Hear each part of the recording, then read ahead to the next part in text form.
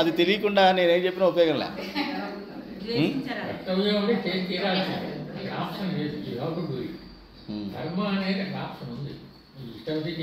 అయిన డీటెయిల్స్. అసలు మానవ ధర్మం ఏమిటి అంటే, ధర్మం అంటే విషయం తెలిసింది కదా. ఒకటి స్వభావము, రెండోది కర్తవ్యం. మనకు కొన్ని ధర్మాలు తెలుసు. వృత్తి ధర్మం అండి అంటాం, వ్యాపార ధర్మం అండి అంటాం, ఇది గృహస్థుగా నా ధర్మం అండి అంటాం. అంటే ఏంటి? అది కర్తవ్యం చెప్తున్నాం అక్కడ. అంటే కర్తవ్యాన్ని ఒక బాధ్యతగా చెప్తున్నాం.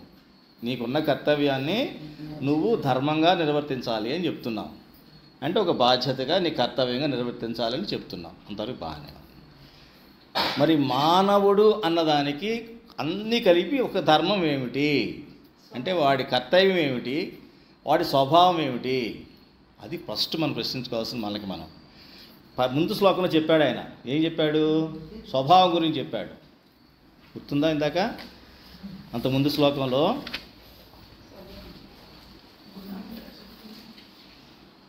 స్వభావం గురించి చెప్తాడు.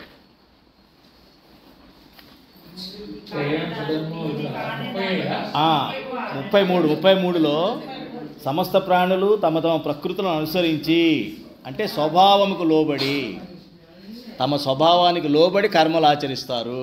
జ్ఞాని కూడా తన స్వభావానికి లోబడే కర్మలు ఆచరిస్తాడు. ఇద్దరికీ ఏమీ తేడా లేదు. ఎవరైనా వారి స్వభావాన్ని బట్టే కర్మలు ఆచరిస్తారు. మరి జ్ఞాని స్వభావం ఏమిటి, అజ్ఞాని స్వభావం ఏమిటి మనం తెలుసుకున్నాం. జ్ఞాని తను ఎప్పుడు ఆత్మస్వరూపుడుగా అనుకుంటూ పనిచేస్తాడు.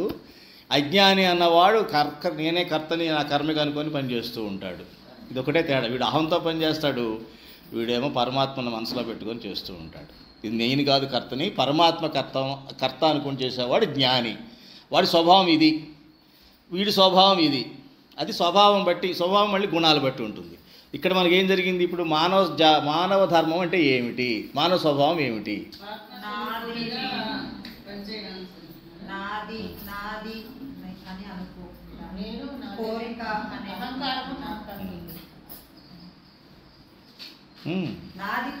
చాలా దగ్గరికి వచ్చారు. మీరు బాగానే చెప్పారు, ఆవిడ బాగానే చెప్పారు. చాలా దగ్గరికి వచ్చారు. అంటే మానవ జీవిత లక్ష్యం, స్వభావం, మానవుడు అనే స్వభావం ఏంటంటే భగవంతుడి గుణాలన్నీ వీడికి ఉన్నాయి. సముద్రంలోంచి ఒక నీటి చుక్క తీస్తే ఈ నీటి చుక్కలో ఉన్న లక్షణాలు సముద్రాల్లో ఉంటాయి. దీని రుచి కానీ, దీనిలో ఉన్న కెమికల్ కాంబినేషన్, రసాయనాలు కానీ ఏం తీసుకున్నా కూడా ఇవన్నీ కూడా సముద్రంలో ఉంటాయి. ఒక స్పూన్ నీళ్లు తీసుకున్నాం అనుకోండి, బిందెలోంచి, ఒక ఉదాహరణకి, సముద్రం దాకా ఎందుకు, బిందెలోంచి మన గిన్నెలోంచి ఒక స్పూన్ నీళ్లు తీసుకున్నాం. ఈ నీరు ఒకటే కదా, తేడా ఉందా ఏమన్నా? లేదు. అది పరిమాణం తేడా అంతే. అలాగే మనిషి భగవంతుడి రూపంలోనే పుట్టాడు. మనిషి భగవంతుడి రూపంలోనే పుట్టాడు. ఎందుకని? భగవంతుడి యొక్క ఐశ్వర్యాలు తెలుసుకుంటే మనకు తెలుస్తుంది అవన్నీ కూడా. భగవంతుడికి క్రియేటివ్ పవర్ ఉంది. అంటే తను అనుకున్నది ఏదైనా క్రియేట్ చేయగలడు. అంటే మానసికంగా ఆలోచించి, ఒక ప్లాన్ వేసి, కొత్తగా ఆలోచించి, తనకు అనుకూలంగా తన సొంత ఆలోచనతో పనిచేయగలడు. ఆ శక్తి మనకే ఉంది కదా. భగవంతుడికి ఏ శక్తి ఉందో ఆయనైతే పెద్ద సృష్టి చేస్తాడు. మనం అంటే మనకు తోచిన చిన్న చిన్న బొమ్మలు కానీ అవి కానీ ఏదో మనకు రకరకాల ఆటలు గీయడం కానీ, పాటలు పాడటం కానీ ఏదో చేస్తుంటాం కదమ్మా. వంట కూడా ఒక ఆర్టే కదా. మీకు అనుకూలంగా కొత్త వంటలు చేస్తూ ఉంటారు. ఇవన్నీ కూడా క్రియేటివ్ పవర్ మనలో ఉంది. అలాగే భగవంతుడు ఏ తీసుకున్న మనలో ఉంది, లేనిదంటూ లేదు. ఎందుకని? ఆయన పరమాత్మ, మనం ఆత్మ. అది మన జీవాత్మ, ఆయన పరమాత్మ. ఈ రెండింటికి ఏమిటి తేడా? జీవాత్మ దోషపూరితమైనది. ఆత్మ వరకు చూస్తే రెండు ఒకటే. జీవాత్మేమో దోషపూరితమైనది, అది దివ్యమైనది. భగవంతుడు పరమాత్మ దివ్యంగా ఉంటుంది. అంటే ఎటువంటి దోషం కూడా ఉండదన్నమాట. దివ్యం, ప్రకాశం, స్వయం ప్రకాశం. ఆ ప్రకాశంలో ఎక్కడ చిన్న మసక రావడం కానీ అవేమీ ఉండవు. ఆ స్వయం ప్రకాశం అంత చక్కగా ప్రకాశిస్తుంటుంది అన్నమాట. అదే మన ప్రకాశం మిణుకు అంటుంది. మన ప్రకాశం, మన ఆత్మ ప్రకాశం మిణుకు అంటుంది. ఎందుకనంటే మన యొక్క ఆత్మ బలహీనం అయ్యే కొద్దీ మన యొక్క ఫేస్లో తేజస్సు తగ్గిపోతుంది, మొహం నల్లబడిపోతుంది, కళ్ళు రకంగా గుంటలు పడిపోతాయి, ఒక రకమైన భయం, బెంగ, భీతి, ఇంకా సైకలాజికల్ డిప్రెషను, రకరకాల స్కిజోఫ్రేనియాలు ఇవన్నీ వచ్చేస్తూ ఉంటాయి. ఎందుకని? మనసు వెళ్ళి ఆత్మను బలహీనం చేసేసింది అనమాట. మనసులో బలమైన ముద్రలు ఉంటాయి వాళ్ళకి. మానసిక రోగులకి ఎలా ఉంటుందంటే మనసులో బలమైన ముద్రలు ఉంటాయి. ఎంత బలమైన ముద్రలు అంటే ఇక ఆత్మ ఉండదు వాళ్ళకి, ఆత్మ బలహీనం అయిపోయి ఉంటుంది అనమాట. వాళ్ళ బిహేవియర్ అంతా డిఫరెంట్గా ఉంటుంది, మనం ప్రిడిక్ట్ చేయలేం. అర్థమైందమ్మా? అంటే ఏంటనమాట, మనం ఆత్మ పరమాత్మ ఒకటే, కానీ జీవాత్మ దోషపూరితమైనది, పరమాత్మ దివ్యమైనది. సో మన ప్రయాణం ఎట్లుండాలి? అటు వెళ్ళాలి. నా యొక్క పుట్టింటికి వెళ్ళిపోవాలి. నేను ఎక్కడైతే ఆనందంగా ఉంటానో ఆ ఇంటికి వెళ్ళిపోవాలి. అంతే కదా? ఎవరికి వాళ్ళ పుట్టిలో వాళ్ళ ఆనందంగా ఉంటుంది. అలాంటి రోజు అక్కడ వెళ్ళి ఉండలేం కదా, మన కర్తవ్యం మన బాధ్యతలు మనకు ఉంటాయి కాబట్టి ఇక్కడే ఉంటాం. కానీ మనసులో మట్టుకు అక్కడికి వెళ్తే హాయిగా ఉంటుంది అనిపిస్తుందా? అదే మానవ జీవితం యొక్క ధర్మము. అదే అంటే కర్తవ్యంగా తీసుకుంటే నువ్వు ఈ దోషాల నుంచి బయటపడి ఆ దివ్యత్వాన్ని సంతరించుకొని పరమాత్మ చెంతకి చేరు, అక్కడి నుంచి నువ్వు విడిపోయావు అని. అది ధర్మం. మన స్వభావం ఏమిటి, ఎలా ఉండాలి? ఆయన గుణాలన్నీ మనకు ఉండాలి. ఆయన గుణాలు ఏంటి? అందరినీ ఈక్వల్గా ప్రేమిస్తాడు, అందరూ తన వాళ్ళే అనుకుంటాడు భగవంతుడు. ప్రేమ, అందరికీ సమానమైన ప్రేమను అందిస్తాడు. అర్జునుడికి ఆయన ఎక్కువ ప్రేమను ఇచ్చాడా? ఇవ్వలా. కానీ కొంతమందికి ఎక్కువ ప్రేమను ఇస్తాడు. ఎవరు వాళ్ళు? భక్తులు.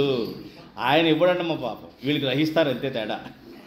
ఆయన అందరిని ఒకలాగే చూస్తాడు, కానీ ఆ భక్తుడు అన్నవాడు పూర్తిగా తీసుకుంటాడు. తీసుకునేటప్పటికీ ఆ పూర్తిగా తీసుకుంటున్నాడు అన్న విషయం పరమాత్మకు అర్థమైపోతుంది. వీడు నా భక్తుడు, వాడి జీవితంలో మొదట నన్ను పెడతాడు, తర్వాత మిగతా వాళ్ళని పెడతాడు, కాబట్టి వీడు నా భక్తుడు అనుకుంటాడు ఫస్ట్. అర్థమైందమ్మా? సో ఆ భక్తుడు ఎవరైతే భక్తుడిగా ఉంటారో వాళ్ళని కాపాడుతాడు పరమాత్మ. కాబట్టి మనం ఏం చేయాలంటే ఈ దోషపూరితమైన జన్మ నుంచి దివ్యత్వానికి వెళ్ళాలి. దానికి ఏం చెప్పాడు శ్రీకృష్ణ పరమాత్మ? ఇప్పటివరకు మనకు తెలిసింది, నువ్వు ముందు యోగి అవ్వు అంటాడు. ఇప్పుడు చెప్తున్నాడు అదే, కర్మ యోగి అవ్వు అంటాడు. నువ్వు యోగి అయిన తర్వాతే ఏ పనన్నా చెయ్యి. యోగి అంటే గడ్డాల మీసాలు అవే కాదు, అడవికి పోయి ఇలా ముక్కు మూసుకొని ధ్యానం చేయాలా కాదు. యోగి అంటే భగవంతుడితో అనుసంధానం అయిన తర్వాతే నీ మనసుని ఆత్మలోకి కూర్చోబెట్టు. ముందేం చేయాలి? మనసు ఎక్కడ పోతుంది ఇప్పుడు మనకి? ఎక్కువగా బయటికి పోతుంది, ఇంద్రియాల ద్వారా బయటికి పోతా ఉంది, ఎటు పడితే అటు పోతా ఉంది. దాన్ని వెనకలాక్కురా. ఇంద్రియాలన్నింటినీ కూడా బాహ్య దృష్టి కాదు, అంతర్దృష్టి చేసుకో. అంతర్దృష్టి, లోపల ప్రయాణం. అంతర్దృష్టి అంటే కళ్ళు మూసుకుంటే మనకి ఏం కనిపించాలి? అంతర్దృష్టి అంటే ఏం లేదు. కళ్ళు మూసుకుంటే ఏం కనిపిస్తాయి మనకి? అన్నీ మళ్ళీ బయటే కనిపిస్తుంటాయి.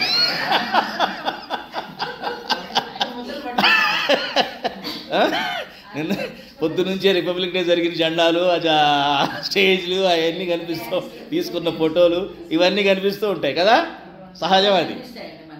అంటే కళ్ళు మూసుకున్నా కూడా అదే చెప్తుందమ్మా, అదే మీరు కళ్ళు మూసుకున్నా బాహ్య దృష్టే ఉంది, అంతర్దృష్టి లేదు. అది చెప్పడం కోసం చెప్తున్నా. అంటే బాహ్య దృష్టి అంటే కళ్ళు తెలిసినప్పుడే బాహ్య దృష్టి అండి, మూసుకున్నప్పుడు నేను అంతర్దృష్టి అంటే కాదు. నువ్వు కళ్ళు మూసుకున్నా లోన బాహ్య దృష్టిలోనే ఉంటున్నావు. అంతర్చక్షువుని 2 చక్షువులు ఉంటాయి మనకి, 2 కళ్ళు ఉంటాయి. ఒకటి బాహ్య చక్షువు, రెండోది అంతశ్చక్షువు. అంతశ్చక్షువు అంటే ఏంటి? మనసు ఏ ఇంద్రియాల సహాయం లేకుండానే చూస్తుంది అది కదా. మనసు కళ్ళు అన్నీ మూసుకున్నా సరే చూసేస్తుంది అది. మనసు ఎలా చూడగలుగుతుంది? అది అంతశ్చక్షువు అంటే లోన కన్ను ఉందన్నమాట మనకి.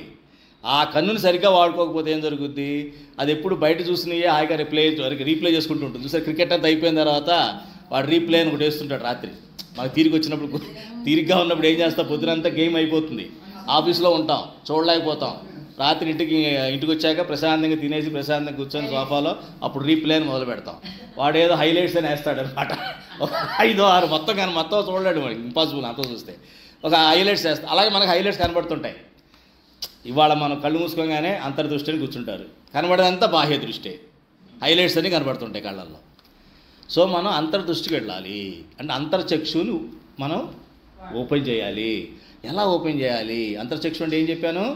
మనసు. మరి మనసుని ఎక్కడ కూర్చోబెట్టాలి? తీసుకెళ్ళి ఆల్రెడీ చెప్పాను నేను, బుద్ధిలో కూర్చోబెట్టాలి. ఎప్పుడైతే బుద్ధిలో కూర్చోబెడతామో బుద్ధి చంచలం కాదు, బుద్ధి కుదురుగా కూర్చుంటుంది, లేకపోతే మనసు ఎటు చెప్తే అది ఆడుతూ ఉంటుంది. అది యాక్చువల్గా బుద్ధి చేతిలో మనసు ఉండాలి, పగ్గాలు బుద్ధి చేతిలో ఉండాలి. కానీ ఎప్పుడైతే బుద్ధి బలహీనంగా ఉంటుందో మనసు చెప్పిందే అది వింటుందన్నమాట.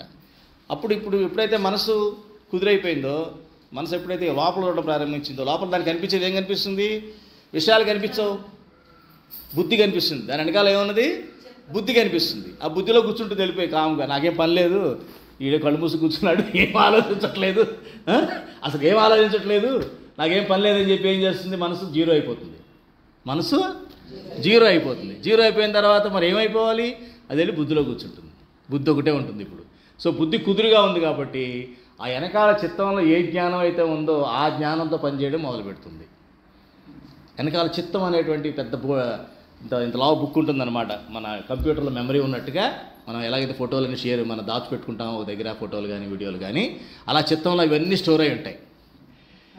ఇవన్నీ హార్డ్ డిస్క్లా స్టోర్ అయి ఉంటాయి అన్నమాట. ఇది ఏం చేస్తుంది? చిత్తం వైపు చూస్తుంది ఇట్లాగా. నాకేం డేటా ఇస్తే నేను నిర్ణయించి చెప్తాను, మంచి నిర్ణయం తీసుకొని చెప్తానని. చిత్తంలో నానా చెత్త ఉందనుకోండి, నానా చెత్త ఉండేటప్పటికి బుద్ధి ఏం చేస్తుంది? డెసిషన్ తీసుకోలేదు, నిర్ణయం తీసుకో. నిశ్చయాత్మక బుద్ధి ఉంటుంది దానికి. నిశ్చయాత్మక బుద్ధి లేకుండా తమస్సులోకి వెళ్ళిపోతుంది. ఆచరణాత్మక బుద్ధి అంటాం. నిశ్చయాత్మక బుద్ధి అంటే ఏంటి? ఆచరణాత్మక బుద్ధి అంటే చేయడానికి దాని మళ్ళీ డైరెక్షన్ ఇవ్వలేదన్నమాట. ఈ చేతికి కానీ, కన్నుకు కానీ, ముక్కుకు కానీ, చెవులకు కానీ ఇది చెయ్యి అది చెయ్యి అని చెప్పే కెపాసిటీ కోల్పోతుంది. అది కోల్పోయి అట్లా కూర్చొని ఇంకా అది నిశ్చయం లేకుండా అలా తమస్సులో కూర్చుండిపోద్ది అనమాట. ఏమీ చేయకుండా, ఏమీ చేయరు ఇంకా వాళ్ళు, అట్లా ఉండిపోతారు అంతే. అదో రకంగా వెర్రిగా ఉండిపోతారు అనమాట. అందుకనే చెప్తారు మొత్తం ఏం చేయాలి, నెక్స్ట్ స్టెప్ ఏంటి? చిత్తశుద్ధి. చిత్తాన్ని శుద్ధి చేయాలి, చిత్తశుద్ధి జరగాలి. ముందు అక్కడ ఉన్న చెత్త అంతా తీసిపడేయాలంటే అంత ఈజీనా? తీయాలంటే భగవంతుడి అనుగ్రహం ఉండాలి. భగవద్ భజన మీరు చేస్తున్నారని చాలా సంతోషం. నేను చూశాను, చాలా ఆనందం వేసింది నాకు. చక్కగా మీ ఇంట్లో ఏమా అవన్నీ చక్కగా అలా పారాయణ చేస్తూ ప్రతి క్షణం భగవంతుడిని అన్ని ఇంద్రియాల్లో భగవంతుడినే పెట్టేసుకోవాలి. భగవంతుడి పాట పాడాలి, భగవంతుడి గురించే మాట్లాడుకోవాలి, భగవంతుడినే చూసి రకరకాలుగా ఆయన్ని మనం ఆనందపడాలి. భగవంతుడిని చూస్తూ ఆయన యొక్క కళ్ళు కానీ, ఆయన కళ్ళు చెవులు కానీ, ఆయన ముక్కు కానీ, ఆయన ముఖ కవళికలు కానీ, మన ఇది హెయిర్ కానీ అన్నీ చూసుకుంటూ అన్నీ భగవంతుని ప్రతి నఖశిఖ పర్యంతం చూసుకోమంటారు. నఖశిఖ పర్యంతం. గోరు, నఖ అంటే గోరు, శిఖ అంటే తల పైన, ఇది అక్కడి నుంచి అక్కడ వరకు వెంకటేశ్వర స్వామిని కానీ, శ్రీకృష్ణ పరమాత్మని కానీ, శ్రీరామచంద్రుడిని కానీ మనం చూసాం. శ్రీరామచంద్రుడిని ఏం చూశారు అందరూ? చూడలే, ఎవరు చాలామంది చూడలేదు. నాకు ఆ మొహం ఇప్పుడు చూసేసి అది చూసేలాగా ఈలోపు ఎవడో అలా నవ్వుతూ ఇలా పెట్టేశాడు, ఆ యానిమేషన్ పెట్టేశాడు, ఉన్నది కూడా పోయింది. ఇక అది తప్పు కదా, అది అలా కాదు, అది అలా చేయకూడదు. నిజంగా నవ్వుతాడు ఆయన మిమ్మల్ని చూసి. ఇప్పుడు మీలో భక్తి ప్రేమ పెరిగినప్పుడు ఆ నవ్వు మొహం కనిపిస్తుంది.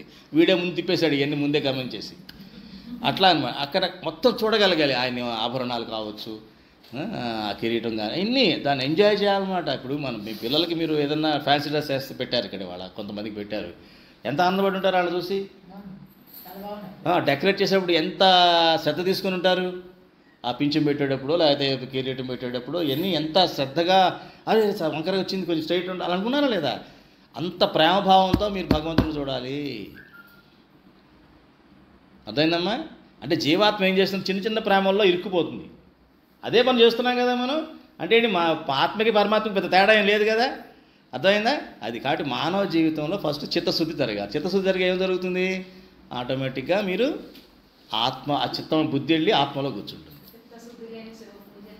ఏలయా పాకమేలా కదా, సింపుల్గా అర్థం చేసుకోవాలండి. చిత్తశుద్ధి కావాలి. చిత్తశుద్ధి ఎప్పుడైతే జరుగుతుందో ఆత్మలో పరమాత్మ వచ్చి కూర్చుంటాడు. ఆత్మలో పరమాత్మ వచ్చి కూర్చొని ఒక రకమైన తేజస్సు వస్తుంది మీలో.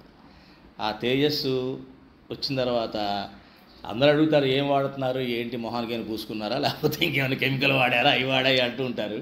అవి ఏమి కాదో చెప్తే నమ్మరు. వాళ్ళ రకమైన తేజస్సు వస్తుంది. వాళ్ళ పక్కన కూర్చున్న వాళ్ళకి కూడా ఆ తేజస్సు ప్రభావంతో శాంతిగా ఉంటుంది అన్నమాట. శాంతి అనుభవిస్తారు. ఎందుకు సత్పురుషుల దగ్గరికి వెళ్తే ఎందుకు శాంతిగా ఉంటుంది మనకి? ఒక రకమైన హాయ్ అనిపిస్తుంది. ఎందుకు హాయ్ అనిపిస్తుంది? తెలీదు, కారణం ఉండదు. ఇట్లాగే మా ఆయన గురువుగారు ఉన్నారు కదా, శాస్త్రీజీ మహారాజు అని ఉండేవాడు అన్నమాట, 3వ గురువు గారు. ఆయన దగ్గర గుల్జారీలాల్ నందా అని ప్రైమ్ మినిస్టర్ చేశాడు 2 సార్లు, మనకి తాత్కాలికంగా చేశాడు. ఆయన బాగా శిష్యుడు అనమాట. ఆయన వచ్చి ఆయన దగ్గర కూర్చొని ఒక 10 నిమిషాలు కూర్చొని వెళ్ళిపోతూ ఉండేవాడు.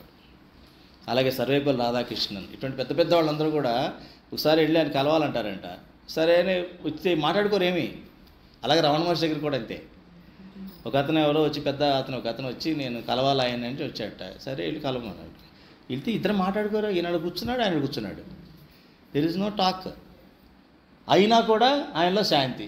పదజనకి లేచి వెళ్ళిపోయాడు. ఏంటంటే ఏం మాట్లాడలేదు ఏంటి, మీరు తీసుకొచ్చి ఇంత అపాయింట్మెంట్ తీసుకొని అన్ని తీసుకొస్తే అంటే మాట్లాడేది ఏముందా, మాట్లాడేదంతా వేస్ట్. బాగా ఆ పక్కన కూర్చుంటేనే నాకు ఒక రకమైన శాంతి వచ్చింది అని చెప్పేసి. ఆ స్థాయికి మనం వెళ్ళగలగాలి. మనకి ఎప్పుడు అందుతుంది అది? సత్పురుషుల దగ్గరికి వెళ్ళాలి ఒకటి. రెండోది చిత్తశుద్ధి ఉండాలి. ఈ చిత్తశుద్ధి లేకుండా మనం ఎంత తిరిగినా కూడా, నేను చెప్పినట్టుగా సొరకాయని తీసుకెళ్ళి మనతో పాటు అన్ని నదుల్లో ముంచి తెచ్చినా కూడా సొరకాయగానే ఉంటుంది. దానికి ఏం ముక్తి రాదు. వస్తుందా? రాదు. అలాగే ఈ కాయం అంటే శరీరం. ఈ శరీరాన్ని తీసుకెళ్ళి ఎన్ని నదుల్లో ముంచి పైకి లేపినా ఉపయోగం లేదు. లోపల జరగాల్సింది ఏంటి? చిత్తశుద్ధి. చిత్తశుద్ధి జరగాలంటే మాలిన్యాలు నిర్మూలించాలి. మనసులో ఉన్న మాలిన్యాన్ని తీసేయాలి. మనసులో మాలిన్యాన్ని తీసేయాలంటే ఇంద్రియాలన్నింటినీ కూడా విషయాల వైపు సత్కర్మలు చేయాలి. సత్కర్మల వైపు మళ్ళించాలి ఇంద్రియాలని. ఎప్పుడే సత్కర్మలు చేస్తారో చెప్పా కదా నిన్న. 60 సత్కర్మలు ఈజ్ ఈక్వల్ టు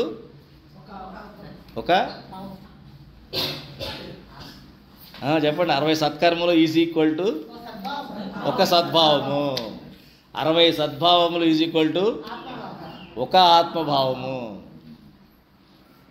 తెలిసిందా మీకు? అది కాబట్టి ఇప్పుడు ఏం చెప్తున్నాడంటే, స్వధర్మంలో అంటే మన స్వభావంలో ఏ గుణాలతో ఉన్నాయో ఆ గుణాలతోనే మనం పని చేసినప్పుడు మనం దాన్ని అదే చేయాలి. కానీ పరధర్మం బాగుంది కదా అని అందులోకి వెళ్ళామంటే, అంటే ఉదాహరణకి మీ అబ్బాయో మీ అమ్మాయో ఇంజనీర్ అవ్వాలనుకుంటారు, డాక్టర్ అవ్వాలనుకుంటారు. మీరేం చేస్తారు? అబ్బో డాక్టర్ అంటే 10 ఏళ్ళు, అది సెటిల్ అవ్వాలో పట్టాలో తెలియదు, ఇప్పుడు అవుతుందో తెలియదు. ఇంజనీరింగ్ అయితే టప 4 ఏళ్ళు అయిపోతుంది. చైతన్య నారాయణ అంటే ఇంటర్మీడియట్ అయిపోతుంది. తర్వాత ఇంకోటి ఏదో ఉంటుంది. ఆ కాలేజీలో చేరిపోయామంటే 4 ఏళ్లలో అయిపోతుంది. టక ఏమన్నా పట్టుకున్నామంటే అమెరికా పోతావు. అక్కడ ఏదో సంపాదించుకుంటాం, మాకు ఇబ్బంది ఉండదు. నీ కష్ట నీ తిప్పలు పడతావు అక్కడ, మాకు తలనొప్పి ఉండదు అనుకొని మనం అలా ఎంకరేజ్ చేస్తాం. వాడి పాపం స్వభావం ఏంటి? వాడికి లెక్కలు పడదు. వాడికి లెక్కలు ఇష్టం ఉండదు, ఇంజనీరింగ్ ఇష్టం ఉండదు. వాడికి మెడిసిన్ అంటే ఇష్టం, అంటే మెడిసిన్ కాకపోయినా బయాలజీ అంటే ఇష్టం, జీవశాస్త్రం అంటే ఇష్టం. వీడికేమో నువ్వు తీసుకొచ్చాము గణిత శాస్త్రంలో పెట్టావు. ఏమవుతుంది? సక్సెస్ అవుతాడు. ఎందుకు రాదు? వస్తుంది. ఎందుకంటే చూపిస్తాం కదా, సినిమా చూపిస్తాం కదా మనం. ఏం సినిమా? America cinema. మంచి సంబంధం వస్తుందని ఇంకో సినిమా. ఆ తర్వాత ఎక్కడ డెవలప్ అవుతుందో అక్కడ కొనుక్కోవచ్చురాని ఇంకో సినిమా. ఇక చాలా డబ్బులు ఉంటాయిరా, బోర్డు బంగారం కొనుక్కొని ఇన్ని సినిమాలు చూపించేటప్పటికి ఆడు కూడా టెంప్ట్ అయ్యేసి టక చదివేస్తాడు, సక్సెస్ అయిపోయి వెళ్ళిపోతాడు. కానీ లోపల అది అలాగే ఉండిపోద్ది వాడికి. ఇటు కప్పలు చూసినా, వాటిని చూసినా, డాక్టర్లను చూసినా, లేకపోతే ఎవరన్నా బయాలజీ బుక్స్ చూసినా, లైబ్రరీకి వెళ్తే బయాలజీ బుక్స్ అవుతుంటాడు. ఇది ఒకటి ఇంజనీర్ అయ్యింది బయాలజీ బుక్స్ అవుతున్నావు నువ్వు అని మనం అనుకుంటాం. అంతే. వాడు అంటే ఏం జరిగింది? వాడి స్వభావానికి విరుద్ధంగా వాడు చేశాడు, సక్సెస్ అయ్యాడు. వాడికి సక్సెస్ అవ్వాలా, వాడి సక్సెస్ అయ్యాడు, వాడి ఫీలింగ్ వాడి లోపల లేదు. కానీ బయట వాళ్ళందరికీ మా వాడండి టాప్ అండి అంటాం. వాడు లోపల ఏడుస్తూ ఉంటాడు, నేను టాపే కానీ లోపలనే నన్ను చంపేశారు వీళ్ళు. అవునా కదా? అలాగే ఆత్మ చంపేసి హాయిగా ఎంజాయ్ చేస్తున్నాం లైఫ్ని. కోరిక కాదమ్మా. కోరిక అంటే మళ్ళీ మాయలో పడిపోతాం. కోరిక కాదు, అది స్వభావం. కొన్ని పదాలు జాగ్రత్తగా వాడండి. కోరిక అని చాలా డేంజరస్ వర్డ్, అది వాడకూడదు ఎక్కువ. డాక్టర్ అవ్వాలని లేదమ్మా. బయాలజీ ఇంటర్మీడియట్ కుర్రాడికి డాక్టర్ ఇంజనీర్ ఏం తెలుస్తుంది? ఏం తెలియదు వాడికి. ఆ బయాలజీ అంటే ఇష్టం, ఆ బుక్స్ చదువుతుంటే వాడికి ఆనందంగా ఉంటుంది. ఈ మ్యాథ్స్ చూస్తే చిరాకు వాడికి, ఈ లెక్కలు చూస్తుంటే వాడికి చికాకు. అయినా కూడా మనం ఈ సినిమా చూపించేటప్పటికి ఈ సినిమా ఏమో చాలా డిమ్గా చూపిస్తాం. ఇలా అయితే నువ్వు సెటిల్ అవ్వవు, తలనొప్పి అది ఇది అనేటప్పటికి భయం వేస్తుంది. వాళ్ళ భయం క్రియేట్ చేస్తాం. చేయగానే అమ్మ ఎందుకు వచ్చింది కూడా వీళ్ళు చెప్పినట్టుంటే వాళ్ళే చూసుకుంటారని అనుకుంటాడు. పైగా సినిమా చూపిస్తాం కదా మనం 1 by 1, reel 1, reel 2, reel 3, reel 4 ఎన్ని చూపించేటప్పటికి వాడు పడిపోతాడు దాంట్లో. వాడు పడిపోయి వెళ్ళిపోతాడు. కానీ లోపల ఆనందపడతాడా? పడాడు. అంటే ఏం చెప్తున్నాడంటే నీ స్వభావానికి అదే కనుక నిజమే బయాలజీ చేశాడు, డాక్టర్ కాలేదు, కానీ ఆడికి చిన్న ఉద్యోగం వచ్చినా దాని గురించి ఆనందపడతాడు వాడు. ఎందుకంటే వాడికి అది పెద్ద కేర్ కాదు, ఎందుకంటే లోన గ్యాప్ లేదు కదా. తనకి ఇష్టమైన సబ్జెక్టు తన స్వభావానికి అనుగుణంగా ఉన్నదని చేశాడు, ఆడే తీసుకుంటాడు. ఫార్మాకి వెళ్దాం అనుకుంటాడో లేకపోతే బయోటెక్నాలజీకి వెళ్ళాలనుకుంటాడో వాడి ఇష్టం. ఇంకా తర్వాత వాడు డిసైడ్ చేసుకుంటాడు. అవునా కదా? అది చెప్తున్నారనమాట. సో స్వధర్మం మించి ఇంకోటి లేదు. పరధర్మంకి వెళ్ళమాకండి. మీకు పరధర్మం చాలా సక్సెస్ఫుల్గా ఉందని అనిపిస్తూ ఉంటున్నా కూడా, ఇక్కడ నేను ఫెయిల్ అవుతామని ఎవరో చెప్తున్నా కూడా, నీ స్వధర్మంలో నువ్వు ఫెయిల్ అవుతావురా అంటే ఫెయిల్ అంటే ఏంటి? బయట అలా భాషలో, ఈ లోక సహజమైన భాషలో వాడు ఫెయిల్ అయ్యాడు అంటారు వాడిని. కానీ వాడు నిజంగా వాడు హ్యాపీగానే ఉంటాడు అని మనం చెప్తే అప్పుడు ఏం జరుగుతుందంటే ఆడు అక్కడ ఫెయిల్ అయినా కూడా హ్యాపీగా ఉంటాడు. ఇక్కడ అదే చెప్తాడనమాట. ఇక్కడ నీ స్వధర్మం ఏంటి? క్షత్రియ ధర్మం అర్జునుడికి. సో నువ్వు దాన్ని చేయాల్సిందే, క్షత్రియ ధర్మాన్ని నిర్వర్తించి యుద్ధం చేయాల్సిందే. నేను యుద్ధం చేయను నువ్వు అనడానికి వీలు లేదు. ఎందుకు నాకు ఇంతమందిని చంపాలి కాబట్టి నేను యుద్ధం చేయను, వెళ్ళి సాఫ్ట్వేర్ ఉద్యోగం చేసుకుంటాను అనొచ్చు. అక్కడ ఎవరిని చంపక్కర్లేదు, $4 వస్తాయి అనుకోవచ్చు. వద్దు అని చెప్తున్నాడు. ఎందుకంటే అక్కడ వెళ్ళిన సుఖంగా ఉండవు. నీకు 4 డబ్బులు రావచ్చు కానీ నీకైతే ఆనందం అనేది ఉండదు. అలాగే లేడీస్ కూడా మరి ఇప్పుడున్న ఆడపిల్ల కొంతమంది పెళ్ళి అంటే ఇష్టం చూపించారు, వాళ్ళ కెరీర్లో ముందుకు వెళ్ళాలని ఏదో అనుకుంటూ ఉంటారు. ఇట్లాగా తన స్వభావాన్ని తగ్గట్టే కొంచెం చూసుకుంటూ అది మనం చేసినట్లయితే ఆ జీవి త్వరగా భగవంతుడికి చేరుతుంది. అంతే. ఇప్పుడు తెలిసిందా మానవ జీవిత లక్ష్యం తెలిసింది కదా. ముందు చెప్పాను లక్ష్యం ఏమిటి? ఆత్మ పరమాత్మ. నేను ఈ దోషాల నుంచి అన్నిటి నుంచి బయటపడాలి. అంటే ఇటువంటి గ్యాప్లు ఉండకూడదు లైఫ్లో, మనసులో, ఈ బుద్ధి లోపట ఈ గ్యాప్స్ అంటారు కదమ్మా.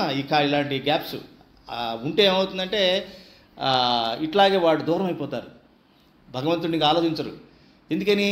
ఎప్పుడూ ఏదో బాధ, ఏదో పోగొట్టుకున్నట్టు చింత, అరే సాధించలేననే బెంగ, ఇంకేదో సాధించలేదే అనేటువంటి ఒక రకమైనటువంటి దిగులు, ఏమీ చేయలేని అసమర్థత.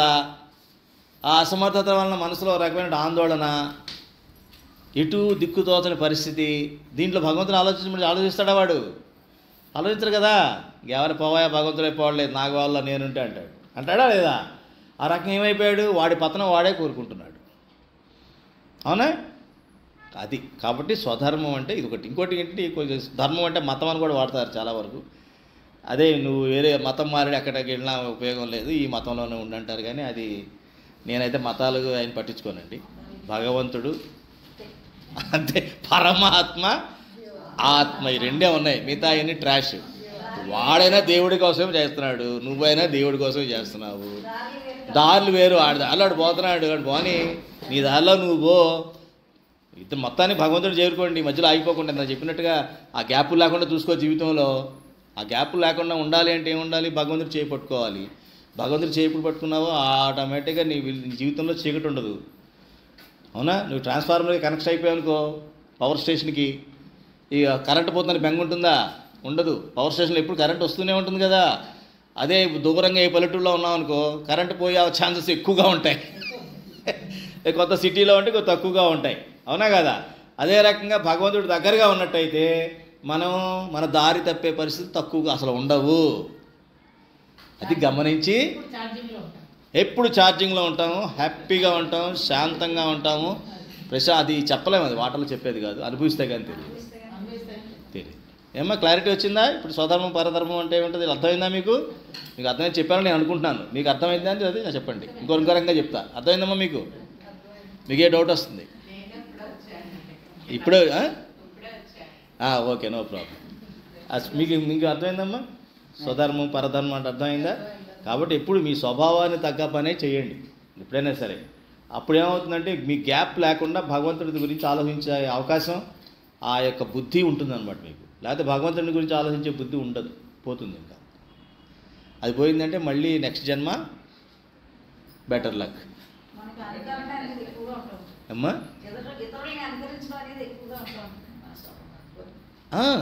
అనుకరించండి, ఇతరులు అంటే ఎవరు?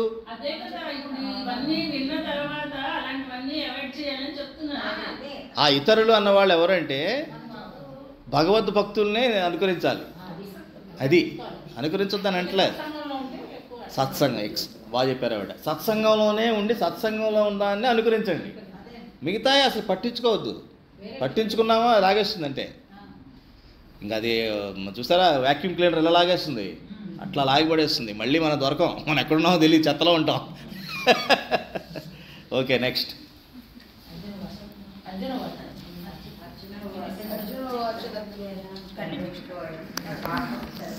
ఎక్కడ మొదలు పెడతారు?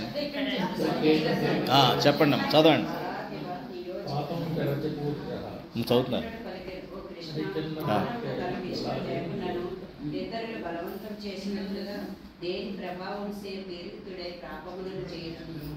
శ్లోకం చదివేశారా?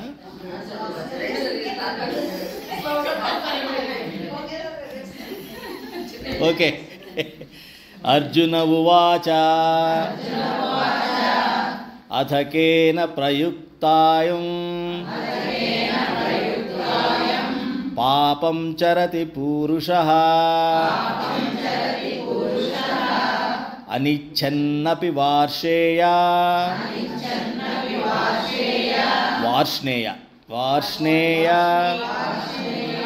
బలాదివ నియోజితః. సరే సోదరము, నాకు అంతవరకు అర్థమైంది. కానీ ఇప్పుడు మీరు చెప్పారు చూసారా ఇతరులు అని, కానీ ఇతరులను ఎక్కువ చూసి బలవంతంగా నాకు విరుద్ధమైన పనులు చేస్తున్నారు, నేను వద్దనుకుంటున్నా. సరే మరి దేని ప్రభావంతో నేను ప్రేరితుడే పాపాలు చేస్తున్నాను అంటున్నాడు. మరి నన్ను ప్రేరేపించేది ఏమిటి? అట్లా నువ్వు చెప్పింది బాగుంది అనిపిస్తుంది, నాకు అర్థమైంది అనిపిస్తుంది, ఇట్లాగే పని చేయాలనిపిస్తుంది. కానీ మీరు అన్న ఇతరులు బాగా ఇన్ఫ్లుయెన్స్ చేస్తున్నారు.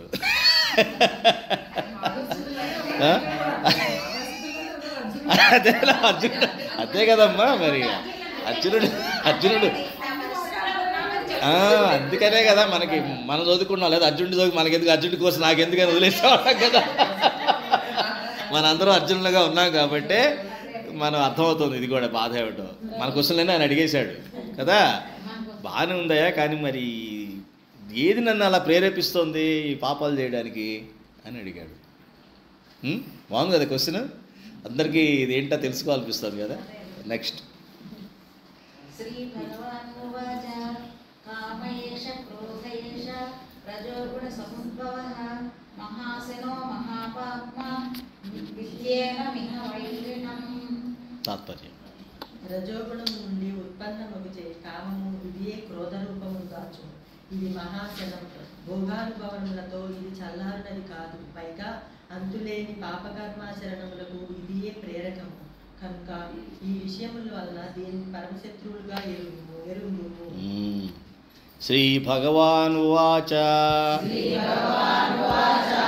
కామ ఏష క్రోధ ఏష రజోగుణ సముద్భవః మహాశనో మహాపాప్మా విచ్ఛేన మిహ వైరిణం. ఇప్పుడు ఏం చెప్తున్నాడు? కామము క్రోధము. కామం వలన క్రోధం వస్తుంది. ఈ రెండిటి వలన రజోగుణం పెరుగుతుంది మనిషిలో. రజోగుణం ఎప్పుడు మనల్ని ఖాళీగా ఉంచనివ్వదు. రజోగుణం అంటే చెప్పా కదా మీకు నిన్న, అది ఎప్పుడు మనల్ని ఏదో పని చేయడానికి పురికొల్పుతూ ఉంటుంది అనమాట. కమాన్ యాక్ట్ ఫాస్ట్ అంటుంది. ఇంకేం ఆలోచిస్తున్నావు, కమాన్ యాక్ట్ చేయంటుంది అనమాట. అది రజోగుణ లక్షణం. ఎవరైతే ముందు వెనక చూసుకోకుండా చేసుకుంటూ పోతారో పని, వాళ్ళని రజోగుణ ప్రభావం అని చెప్తుంటారు అనమాట. మహాశనో మహాపాప్మా అంటే అది మహాశనము. మహాశనం అంటే ఎంత తిన్నా కూడా తృప్తి లేనిది. అది ఎట్లాంటిదంటే అగ్నిలో ఆజ్యం పోసినట్టు అంటే చూసారా. మనం కనుక నిప్పు నార్పడం కోసం నీళ్లు పోయాలి, కానీ నెయ్యి పోస్తే ఏమవుతుంది? ఇంకా పెరుగుతుంది. నిప్పును ఆర్పుదామని చెప్పి నెయ్యి పోస్తే ఏమవుతుంది? ఇంకా పెరుగుతుంది. కానీ నీళ్లు పోయాల్సిన నిప్పు నెయ్యి పోస్తే అది పెరుగుతుంది. అట్లాగా అది మహాశనం, ఎంత తిన్నా తృప్తి లేనట్టుగా మిక్కిలి పాపిష్టిది, మహాపాప్మా, మిక్కిలి పాపిష్టిది. ఏమిటది? క్రోధం. కామం వలన క్రోధం వస్తుంది. ఆ క్రోధం కాబట్టి దీన్ని మనల్ని ఈ విషయం దీన్ని పరమశత్రుగా ఎరుగుము. అంతులేని పాప కర్మాచరణకు ఇదే ప్రేరకము. ఏది ప్రేరకం ఇంతకీ? ఫస్ట్ కామము, తర్వాత క్రోధం. ఈ రెండు కవల పిల్లలు. గుర్తుపెట్టుకోండి. ఏ దోషానికైనా జీవితంలో దోషానికి ముఖ్య కారణం కామ క్రోధాలు రెండే. ఈ రెండిటి వలనే మన జీవితం మొత్తం పాపమయం అయిపోతుంది అనమాట. సపోజ్ విషయం అనమాట, అది చాలా చదివాం కదా, మొన్న 2వ అధ్యాయం చదివాం కదమ్మా. కామం ఎట్లా ముందు విషయాలకు టచ్ అవుతుందని, విషయాల ద్వారా అది మనకి అందుకు ఆ విషయాన్ని మనకు తీసుకోకపోతే ముందు ఏం జరుగుతుంది? సంఘం జరుగుతుంది. సంఘం అంటే చూస్తాం, బాగుంది వదిలేయాలి. అరే బాగుంది అని ఇంటి దాకా బాగుంది అని ఇంటికి వచ్చేటప్పటికి అది తెచ్చుకోవాలనిపిస్తుంది. మళ్ళీ టకటక మళ్ళీ బయలుదేరి మళ్ళీ మార్కెట్కి వెళ్ళి కొద్ది తెచ్చుకోవాలి. అది తెచ్చుకునేంత వరకు మనకి తృప్తి ఉండదు. ఆ తెచ్చుకోవడంలో ఏమైనా అడ్డంకి పెట్టాడనుకో కోపం వస్తుంది. ఆ కోపంలో ఏం చేస్తాం? ఇంకేమి చెయ్యం, అదొకటే ఉంటుంది మనకి. అప్పుడు ఏం చేస్తాం? విచక్షణ కోల్పోతాం. విచక్షణ కోల్పోతే ఎదుటివాడిని తిట్టడము, ఆ కోపంలో ఎవరు ఎదురు పెడితే అని తిట్టేయడం, కొడుకు అవ్వచ్చు, కూతురు అవ్వచ్చు, మొగుడు భర్త అవ్వచ్చు, భార్య అవ్వచ్చు, ఎవరినైతే తిట్టేయడం, అక్కడ వాళ్ళ మనసు బాధ పెట్టడం. ఇక అక్కడి నుంచి ఈ డబ్బులు లేవు ఇప్పుడు ఏం చేయాలని చెప్పి అక్కడ అప్పు చేయడం. అప్పటికప్పుడు అయిపోవాలి. అది ఎలాగైనా సంఘం నుంచి ఇప్పుడు ఏమైంది? కామంలోకి మారిపోయింది. సంఘం ఫస్ట్ సంఘం అంటే నీకు టచ్ అయింది, ముందు కళ్ళకి టచ్ అయింది, నచ్చేసింది. అది సంఘం నుంచి కామంగా మారిపోయింది. అంటే విపరీతమైన వాంఛ అనమాట. కోరిక అంటే మామూలు చిన్న కోరిక ఎప్పుడైనా తీర్చుకోవచ్చు, కానీ వాంఛ అన్నది ఇమీడియట్గా తీరిపోవాలనిపిస్తుంది అనమాట. ఈ దానికోసం మనం అన్ని అడ్డదారులు దొక్కుతాం అనమాట. ఈ అడ్డదారులన్నీ కూడా పాపాలే. ఇప్పుడు మీకు ఇంటికి వచ్చే ఎవరినో చిరాకు పడతారు, అది పాపం. ఎందుకంటే అహింస అన్నదానికి అర్థం ఏమిటంటే మనస వాచ కర్మణ కూడా ఎవరిని ఇబ్బంది పెట్టకూడదు. మనవాళ్ళు అహింస అంటే కట్ చేసి తినేయడం అనుకుంటారు, అది కాదు. హింస అంటే నేను వెజిటేరియన్ అండి ఏం తిన్నంటాడు, కానీ వీడు ఫుల్గా తినే జనాలు తినేస్తుంటాడు.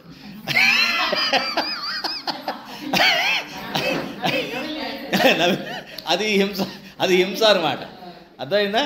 అంటే ఏంటనమాట, ఏ మనిషిని కూడా మనం మనసులో కానీ మన మాట వలన కానీ చేత వలన కానీ బాధ పెట్టకూడదు. అది అహింస. అది మా సంప్రదాయం మా గురువు గారు ఖచ్చితంగా చెప్పిన విషయం అనమాట. అక్కడికి వచ్చా నాకు అర్థమైంది అహింస అంటే ఇదనమాట అని. నాకు ఇంతకుముందు తెలియదు. ఆయన మీద తినకపోతే ఆ బ్రహ్మాండాన్ని నేను బ్రహ్మాండ పవిత్రుడిగా భావించేవాడిని. పొరపాటుని కూడా ఒక మనిషిని ఒక మాట తోలనాడడం కానీ, ఒక మనిషి గురించి చెడుగా ఆలోచించడం కానీ, ఒక మనిషి గురించి అది కూడా హింసే. గుర్తుపెట్టుకోండి. ఎదుటి మనిషిని మనం అనవసరం మాటలతో కానీ ఆలోచనతో కూడా మా దగ్గర అదే చెప్తారు. భక్తుడిని కూడా, సాటి భక్తుడిని గురించి నువ్వు చెడుగా ఆలోచించావంటే దాని మించిన మహాపాపం కొట్టలేదంటారు. చెడు అంటే ఏంటి? వీడు బద్ధకస్తుడు, ఇలా కూడా అది అనవసరం. అది వాడి దారిలో వాడు వస్తున్నాడు. నువ్వు వాడు ఒకసారి పాస్ అవ్వాలని. 10th క్లాస్ ఎగ్జామ్ కాదు ఇది, బోర్డు ఎగ్జామ్ కాదు అందరూ ఒకసారి పాస్ అవ్వాలని కదా. ఎవరు పాస్ అవ్వాల్సిన టైంలో వాళ్ళు పాస్ అవుతారు, కానీ చదువుతూ ఉండాలి నువ్వు. అంతే. భగవంతుడు నీకు ఇచ్చిన వరం ఏంటంటే ఎన్నిసార్లు రాసుకో, కానీ పాస్ అవ్వు. నువ్వు ఎన్నిసార్లు రాసుకోవడానికి ప్రయత్నం, నీకు హెల్ప్ చేస్తా కానీ అని చెప్పాడు. అంతేగా లేదు నాతో పాటు అందరూ ఒకేసారి పాస్ అవ్వాలి, లేకపోతే నీకు అంతా ఫెయిల్ అని చెప్పలా ఎక్కడ కదా. కాబట్టి మనం ఎవరిని కూడా మన లెవెల్లో ఉంచి విమర్శించకూడదు. వాళ్ళకి ఇంక వీలైతే మనం వాళ్ళకి సహాయం చేయాలి, కానీ కొంచెం ముందుకు వెళ్ళడానికి మన వాళ్ళని విమర్శించకూడదు. మనసా వాచా కర్మణ కూడా ఇంకోటి బాధ. ఇప్పుడు ఏం జరిగింది?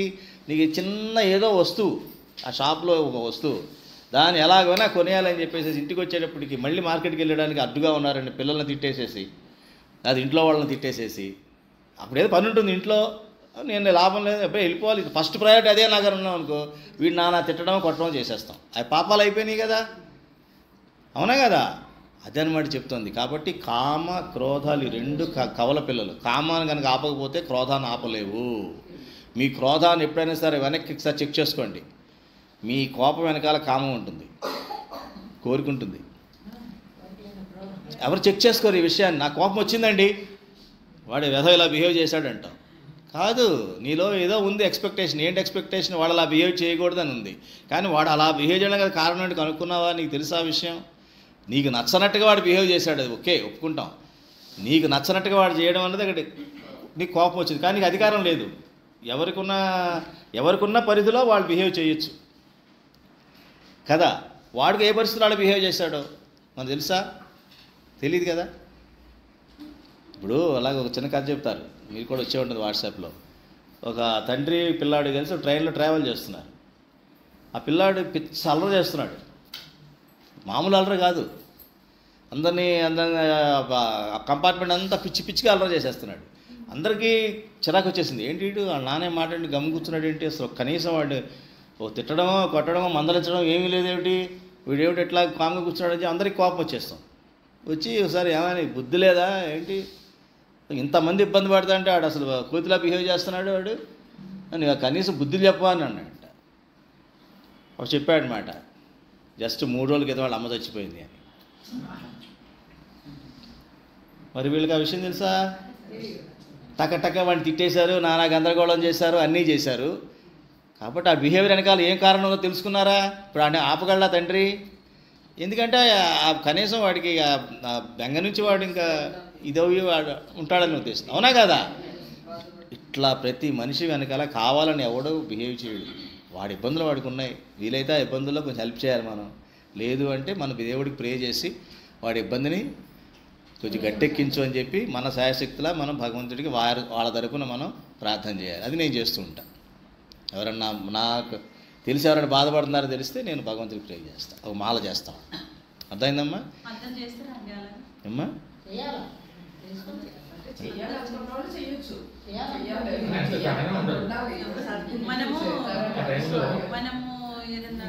సహనం ఉండదు, కరెక్టే. అది సాధనతో వస్తుందండి. సహనం కోపం చేసినా కూడా మనం మళ్ళీ కామ్గానే ఉండాలి. ఉంటాము. మనం ఇప్పుడు యోగులుగా అయిన వాళ్ళు కామ్గా ఉంటారు, కానీ వాళ్ళ యోగులు కాదమ్మా, మీరు అదే చెప్తున్నా కదా, తిడుతూనే ఉంటారు, అంటూనే ఉంటారు. ఎంత అది మీకు పరీక్ష, అది మీకు పరీక్ష. ఇప్పుడు మీరు ఎగ్జామ్ హాల్కి వెళ్ళారమ్మా, మీరు బాగా చదువుకున్నారు, మీరు అనుకున్నారు మీరు బాగా చదువుకున్నాను అనుకొని స్కూల్లో బాగా చదివారు, మీరు అనేసుకుంటున్నారు అంటే ఏం చదవలేదు పెట్టలా. ఆడికి ఆ ఎగ్జామ్ హాల్కి వెళ్ళారు, ఆ క్వశ్చన్ పేపర్లో ఒక్క క్వశ్చన్ అర్థం కావట్లేదు. ఏంటి పరిస్థితి? మీ ఫీలింగ్ ఏంటంటే నేను అసలు విపరీతంగా సంవత్సరం అంతా నేను ఎక్కడికి ఆడుకోలేదు, ఎక్కడికి సినిమాలకు కూడా వెళ్ళలేదు, ఏం వెళ్ళలేదు, పుస్తకం ముందు పెట్టుకుని తెగ చదివేశాను అనుకుంటున్నారు మీరు. అంతే. అది చదవాల్సిన పద్ధతిలో కానీ మన అందరితో కలిసి డిస్కస్ చేసి చదవడం కానీ నాలెడ్జ్ ఏం గెయిన్ చేయలా, రెడీ కాలా. కానీ ఎగ్జామ్ వచ్చేసింది, మీరు వెళ్ళారు ఎగ్జామ్ హాల్లోకి, క్వశ్చన్ పేపర్ ఇచ్చాడు, ఒక క్వశ్చనే అర్థం కావట్లా, ఆన్సర్ తర్వాత సంగతి. అక్కడ ఇచ్చిన ప్రశ్నే అర్థం కావట్లా. అది మన పరిస్థితి, అదన్నమాట. అందుకని భగవంతుడు మనకు దాన్ని బట్టి ఏంటంటే నేనేమి ఎదగలేదు, నాకు ఇది భగవంతుడు నాకు ఇస్తున్నాడు, నాకు కావాలని అని అనుకోవాలన్నమాట. మనకి పరీక్ష అది. మనం ఏమనుకున్నావు, నేను అన్నీ మంచిగా ఉన్నాను, నన్ను ఎందుకు అంటున్నారు వాళ్ళు అనుకుంటాం. మంచిగా నువ్వు అనుకుంటున్నావు, మన ద్వారా ఎంతమంది ఇబ్బంది పడ్డారో మనకు తెలియదు కదా. ఆ లిస్టు మన దగ్గర లేదు, కానీ భగవంతుడి దగ్గర ఉంది. క్వశ్చన్ వేసుకొని అందుకే చెప్పా కదా, ఫస్ట్లోనే చెప్పాను మీకు, కష్టాలు వస్తే బాధపడపాకండి. లైఫ్లో పోతుంది అనుకోండి, ఈ జన్మతో ఇది పోతుంది అనుకోండి, ఈ జన్మకి ఇది వెళ్ళిపోతుందని భగవంతుడికి ప్రార్థన చేసి ఈ యొక్క బాధను తగ్గించు అని దండం పెట్టుకోండి. భగవంతుడి ప్రార్థనలో భగవంతుడిలో దగ్గరే ఉంటూ ఈ బాధని నాకు తగ్గించు భగవంతుడా, వీలైతే నాకు సాయం చెయ్యి, లేకపోతే ఈ బాధను నాకు తగ్గించు చెప్పు. అప్పుడు ఎప్పుడైతే నువ్వు భక్తుడు అవుతావో నీ కోరిక తీరుస్తాడు ఆయన. మొదట్లో నువ్వు భక్తుడు కాదు కదా, ఇటు దొంగ నాటకమా నిజమా అని టెస్ట్ చేస్తాడు. మన ఇంట్లో అనుకుంటాం ఏంటి ఇంత చేస్తున్నా సరే పనులు అవ్వట్లేదు ఇంట్లో అనుకుంటాం. నువ్వు సరిగ్గా చేయట్లేదు, భక్తుడు కాలేదు నువ్వు. ఊరిని పైపైన దండం పెట్టుకొని ఖాళీ ఉన్నప్పుడు అనమాట. లోపలేమో గవ్వ టైం అయిపోతుంది, మా షాపింగ్కి వెళ్ళాలి లేకపోతే ఎక్కడికి వెళ్ళాలి అని ఊరిని గవ్వ, మరి దేవుడికి కోపం వస్తుందేమో అని గవ్వ ఆయనే ఫీల్ అవుతాడో అని చెప్పి గబగబా ఎదిగొచ్చిన కూడా వాడికి ఒక నమస్కారం పడేద్దాం, తర్వాత వాడు చూసుకుంటాడు. ఈ టైంలో వెళ్ళామనుకోండి, అది భక్తుడు కాదు. భక్తి నిజంగా మీలో భక్తిభావం పెరిగినప్పుడు ఆయన వచ్చి మీరు ఏ సమస్యతో ఉన్నారో ఆ సమస్యని సాల్వ్ చేసేస్తాడు. అది అంతవరకు ఓపిక పట్టాలి. ఓపిక పట్టి మీరు మీలో భక్తిభావాన్ని పెంచుకోవాలి. అర్థమైందమ్మా? కాబట్టి ఎవరు ఎంతమంది తిట్టినా కూడా మనం ఏమీ పట్టించుకోకర్లా. ఇప్పుడు రోడ్డు మీద వెళతాం, ఓడి కుక్కలు అరుస్తూ ఉంటాయి, కోపం వస్తుందా మీకు? అది కూడా ఆ భాషలో తిడుతున్నామో మనల్ని తెలియదు, ఆ భాష అర్థం కాదు కాబట్టి మనకు ఓకే, కానీ అది ఆ భాషలో మనం తిడుతుందేమో. అప్పుడు ఏం చేస్తారు మనకి ఆ తిట్టేవాడిని ఆ కుక్కలో చూసుకోండి కాసేపు అయిపోయా. వాళ్ళు చెప్తే వినమాకండి. ఆ ఊరిని ఆ నోరు ఇలా ఆడించడం చూడండి, ఆనందించండి. ఇంక అంతే, అంతగానే ఏం చేయలేం. అర్థమైందమ్మా? అంత రాదమ్మా. అది చాలా ఆయన అన్నట్టు అది చాలా సాధన అవసరం దానికి, అంత ఈజీ కాదు. వివేకానందుడు ఇప్పుడు ఏమంటారు తెలుసా, ఇప్పుడు మిగతా మీరు అన్న చెప్పాను, నేను వివేకానంద కాలేయాలండి ఎందుకండి గొడవ అంటాడు. మనం అలాగే దూరం అయిపోయామమ్మా. మన జ్ఞానాన్ని ఎక్కడ దూరం అయ్యామంటే మనం ఎప్పుడు పెద్ద పెద్ద ఉదాహరణ తీసుకుంటాం. ఆ పెద్ద ఉదాహరణ తీసుకుంటే మన వల్ల కాదులే, వివేకానందుడి వల్ల సాధ్యం అని ఊరుకుంటాం. మన వల్ల సాధ్యం అది, మన వల్ల సాధ్యం. అందుకే ఎగ్జాంపుల్స్ ఇచ్చేది నేను. మీకు అర్థమైందా? అదే ఇప్పుడు నేను చెప్తున్న ఎగ్జాంపుల్స్ అందుకనే మీ లెవెల్లో చెప్తున్నాను. మళ్ళీ వాళ్ళు తీసుకొచ్చాను అనుకోండి పిక్చర్లోకి, చాలామంది ఎందుకులే మనకు కాదనమాట వివేకానందుడు అనుకుంటారు కదా. కాబట్టి అది కాదు. ఇది మనిషి అన్నవాడి ప్రతివాడు కూడా భగవంతుడి స్వరూపమే, సచ్చిదానంద స్వరూపం ఆయన. మనం కూడా సచ్చిదానంద స్వరూపులమే. కాబట్టి మనం ఏమీ తక్కువ కాదు. ఫస్ట్ నుంచి మీకు చెప్తున్నా, మీరు సింహాలు మీరు తక్కువ అనుకుంటే నేనేం చేయలేను.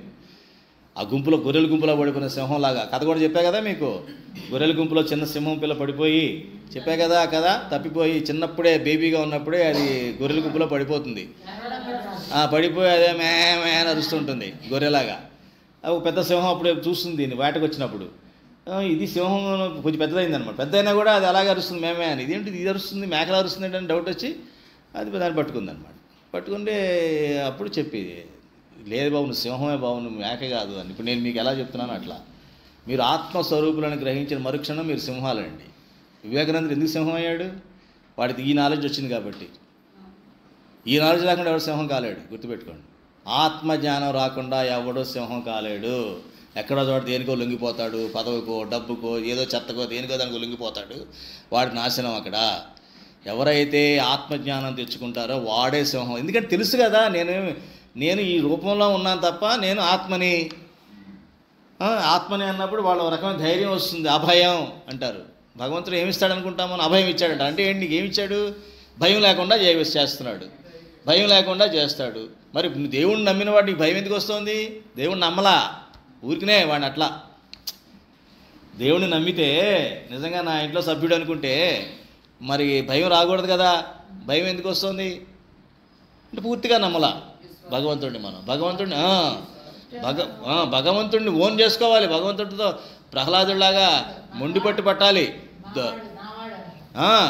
వాడు ఎవరు, మన మార్కండేయుడిలాగా మొండిపట్టు పట్టాలి, పట్టేసుకోవాలి. ఈ నచికేతుడిలాగా వెళ్ళిపోవాలి, ఎక్కడెంత దూరం వెళ్ళిపోయి అంతు చూడాలి. అలా పరమాత్మను పెట్టుకోవాలమ్మా. ఈ జీవితంలో కష్టాలు ఇంతకన్నా ఏం చూస్తారు మీరు? ఎన్నో చూసేస్తున్నారు కదా ఫస్ట్ నుంచి. అయిపోయిన అనుకోవట్లేదు కదా, ఇంకా కష్టాలు ఉన్నాయండి. ఓరి ఏం కష్టాలయ్యా, అన్నీ కలిపి కలర్లు ఎన్ని ఉంటాయి? 7 కలర్లు ఉంటాయి తెలుసు కదా. విబ్జిఆర్ని చదివారా చిన్నప్పుడు సైన్స్లో? ఎన్ని కలర్స్ ఉంటాయమ్మా? 7. రెయిన్బో, ఇంద్రధనుస్సు అంటాం. 7 ఉంటాయి. 7 అటు ఇటు కొంచెం మారి రకరకాల కలర్స్ అవుతాయి. ఇంతకన్నా ఏముంటాయి? అవునా కదా? లేదు మీకు తెలియదండి, బోర్డు కష్టాలు ఉన్నాయండి. ఓరి కష్టాలు అందరికీ ఉన్నాయరా బాబు. లేనివాడు మనిషి పుట్టిన ప్రతి వాడికి కష్టం ఉంటుంది. మనిషే కాదు, ఒకడు ఇలాగ అడిగితే వాడిని కష్టాలు లేని ప్లేస్ నాకు కావాలంటే తీసుకెళ్ళి వాడిని శ్మశానం చూపించాడంట. అందులో పడుకున్నారు చూడు, వాళ్ళకైతే కష్టాలు లేవు, అందరికీ ఉంటాయి. అందులో అక్కడ పడుకున్నవాడికి తప్ప మెలుకుగా ఉన్న ప్రతి వాడికి, వాడి మనిషిగా ఉన్న ప్రతి వాడికి కష్టాలు ఉంటాయి. కష్టాలు లేవని చెప్తున్నాడంటే వాడు అంత అబద్ధం చెప్తున్నాడు ఫీల్ అవ్వండి. ఎవడన్నా నాకే కష్టాలు లేవండి, సెటిల్డ్ బ్రహ్మాండం అంటాడు. సోది, అంత అబద్ధం అది. వద్దు, అంతొద్దు పాపం. అంత పరీక్ష పెడితే ఎవరికి అంత పరీక్ష పెట్టొద్దు. మనం భగవంతురం కాదమ్మా. అంటే మన అనేది ఏంటంటే కష్టాలు అందరికీ ఉంటాయి. మనిషి పుట్టిన ప్రతి వాడికి కష్టం ఉంటుంది. కష్టం లేని మనిషి ఉండడు. ఎందుకంటే మనం కర్మజీవులం. ఈ కర్మజీవులం ఏం చేసాం? కర్మ తప్పించుకోకుండా కర్మ కింద మార్చుకున్నాం. తేడా తెలుసు కదా. కర్మ అంటే పని, ఏ పని అయినా సరే, మంచి పని అయినా చెడు పని కర్మ. దానికి కర్మ అంటే ఏంటి? అది మన యొక్క డెస్టినీగా మార్చుకున్నాం. కర్మ అంటే అర్థం ఏమిటి? నీ యొక్క ఈ ప్రారంభ కష్టాలని పెంచుకుంటున్నావు. నువ్వు ఉన్న కష్టాన్ని 10 రెట్లు చేసుకుంటున్నావు, బాధపడుతున్నావు. అర్థమైంది కదా? ఆ కర్మగా మారకూడదు. కర్మని సకామ కర్మ కింద మార్చాలి. అందులో ఏమైనా దుష్కృతం ఏమో చూడాలి. నేను చేసే కర్మలో దుష్కృతం ఉందా, ఏమన్నా సత్కర్మేనా చెక్ చేసుకొని కర్మ చేయడం మొదలు పెట్టాలి. ఎప్పుడైతే సత్కర్మ అనుకొని మీరు అనుకొని మొదలు పెడతారో కొన్ని అవాంతరాలు వస్తాయి. వచ్చినా అది సత్కర్మ. సత్కర్మ ఎక్కడికి తీసుకెళ్తుంది? ఆత్మభావాన్ని తీసుకెళ్తుంది. కాబట్టి నాకు అది ఉపయోగపడుతుంది. ఈ జన్మ కాదు, ఎన్ని జన్మలుగానో ఉపయోగపడుతుంది ఆ అకౌంటు. అంటే ఏమిటి? ఇక్కడ సంపాదించిన రూపాయి అమెరికాలో ఉపయోగపడదు. మామూలుగా మీది ఇక్కడ 100 కోట్లు ఉండొచ్చు. ఈ 100 కోట్లు బ్యాగ్లో పెట్టుకు తీసుకెళ్ళినా అక్కడ పడాయా అంటాడు. నీ దగ్గర $1 అన్నా ఉండాలి అక్కడ. అవునా కాదా? అక్కడ కరెన్సీ వేరు, ఇక్కడ కరెన్సీ వేరు. నువ్వు ఎంత సంపాదించేస్తాను అనుకుంటున్నావు. ఇక్కడ సంపాదించాల్సింది ఏంటి? ఆత్మభావం. ఇక్కడ ఆత్మభావం నువ్వు సంపాదిస్తే అది నీతో వస్తుంది. మిగతాది ఏది నీతో రాదు, ఎవడో రాడు. ఇది ఆత్మజ్ఞానం అంటే. గుర్తుపెట్టుకోండి. ఎప్పుడైతే అలా వర్క్ చేస్తారో మీ సత్కర్మం నుంచి పక్కకి వెళ్ళరు. తెలుసు కదా దాని ఫలితం ఏమిటో? అవునా కదా? ఇప్పుడు దానివల్ల ఏంటి? ఆత్మభావం. ఆత్మభావానికి ఫస్ట్ రూట్ ఏంటి అని చెప్పాను? సత్కర్మ.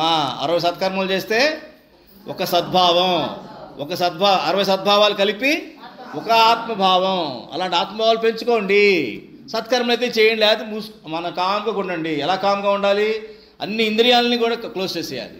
అన్ని ఇంద్రియాలని క్లోజ్ చేసేయాలి. అది దుష్కర్మగా లీడ్ చేస్తుంది. అంటే దుష్కర్మ దుష్కర్మ ఏం చేస్తాయని చెప్పాడు. ఇప్పుడు దుష్కర్మ ఎలా సాధ్యమవుతుంది? కామం, క్రోధం. ఈ 2 కారణాలు దుష్కర్మకి. అర్థమైపోయింది. ఇప్పుడు జీవితం అర్థమైపోతుంది కదా కొద్దిగా. అవునా? అది భగవంతుడు కనెక్ట్ అవ్వడం అనేది కొంచెం టైం పడుతుంది. Don't worry. అది ప్రాక్టీస్, సాధన. ముందు జీవితాన్ని అర్థం చేసుకొని దాన్ని మీరు ఎలాగైతే ఒలుస్తారో, కూరగాయలు వచ్చినప్పుడు పుచ్చు తీసేసి చేస్తుంటాం కదా. ఏదన్నా మంచి వంట వండుకున్నప్పుడు, ఆరోగ్యకరంగా చేస్తున్నప్పుడు ఇక్కడ కూడా ముందు పుచ్చు ఏంటి మంచి ఏంటి తెలుసుకుంటున్నాం ప్రస్తుతం మన జీవితంలో. Root cause. ఆ పుచ్చులు తీసిపడేయండి. సరే లేదండి పుచ్చు మా తోటలోనే పండి తినేస్తానంటే ఇంకా మీ తోటలో పండినా మార్కెట్లోంచి కొని తెచ్చుకున్నా పుచ్చే. లేదండి మా తోటలో కష్టపడి పెంచామండి కాబట్టి అది పుచ్చు వచ్చిన మా తోట కదండి అంటే తిన్నామంటే అవునా కదా? కాబట్టి ఇది లేదండి ఇది దుష్కర్మేనా, మరి మా వాళ్ళ కోసం చేయాలి. కుదరదు. మా వాళ్ళ కోసం ఏంటి? దుష్కర్మే. మీ వాడు ఎవడో లేడు. నీకు ఆత్మభావంలో ఉన్నప్పుడు ఎవడో ఉండడు నీ వాడు. కర్మ, నువ్వు ఆత్మభావం 2 ఉంటాయి. ఇప్పుడు ఈ క్వశ్చన్ అర్థమైందమ్మా మీకు? అది ఇంపార్టెంట్. కాబట్టి కామము, క్రోధము, కవల పిల్లలు, ఇందులో ఒకదాన్ని పిలిచిన రెండోది గెస్ట్ కింద వచ్చేస్తుంది. ఇందులో ఒకదాన్ని పిలిచినా కూడా ఏంటి మిమ్మల్ని పిల్లలు కంటే పేరెంట్ కానీ లేదండి మీ ఇద్దరం ఒకళ్ళ విడిచి ఉండలేము, ఇద్దరం కలిసే వస్తామండి అంటుంది అనమాట.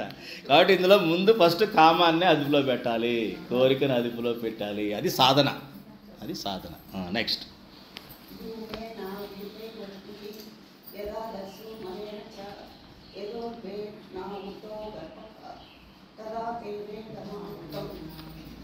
తాత్పర్యం చదవండి అమ్మా మీరు.